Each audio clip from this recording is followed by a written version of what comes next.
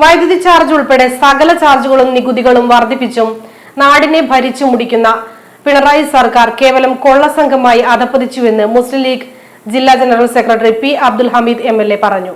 State employees and teachers coordination collectorate മാർച്ചും ധർണയും ഉദ്ഘാടനം ചെയ്ത് സംസാരിക്കുകയായിരുന്നു അദ്ദേഹം.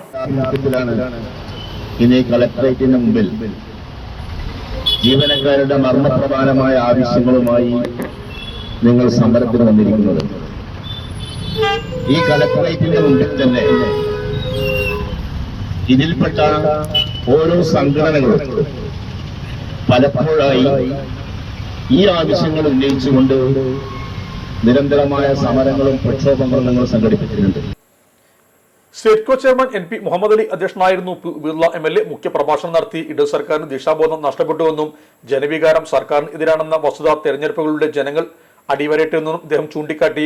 സ്റ്റാറ്റ്യൂട്ടറി പെൻഷൻ സമ്പ്രദായം പുനഃസ്ഥാപിക്കുക, ശമ്പള പരിഷ്കരണ കുടിശ്ശികയും DA കുടിശ്ശികയും ഉടൻ വിതരണം ചെയ്യുക, 12 ശമ്പള പരിഷ്കരണ കമ്മീഷൻ പ്രഖ്യാപിക്കുക, ഭിന്നശേഷി ഉത്തരവിന്റെ മറവിൽ എയ്ഡഡ് മേഖലയിൽ സ്ഥിര നിയമനം ഇല്ലാതാക്കുന്ന ഉത്തരവ് പിൻവലിക്കുക, ഖാദർ കമ്മിറ്റി റിപ്പോർട്ട് തള്ളിക്കളയുക, മെഡിസപ്പ് ആരോഗ്യ ഇൻഷുറൻസ് പദ്ധതി കാര്യക്ഷമമായി നടപ്പിലാക്കുക, ഉന്നത വിദ്യാഭ്യാസ മേഖലയിലെ പ്രശ്നങ്ങൾ പരിഹരിക്കുക, ADM നവീൻ ബാബുവിന്റെ മരണത്തിന് ഉത്തരവാദികളായവരെ തുറങ്കിലടക്കുക തുടങ്ങി വിവിധ ആവശ്യങ്ങൾ ഉന്നയിച്ചുകൊണ്ടാണ് സെറ്റ്കോ ജില്ലാ കമ്മിറ്റി കളക്ടറേറ്റ് മാർച്ചും ധർണയും നടത്തിയത്.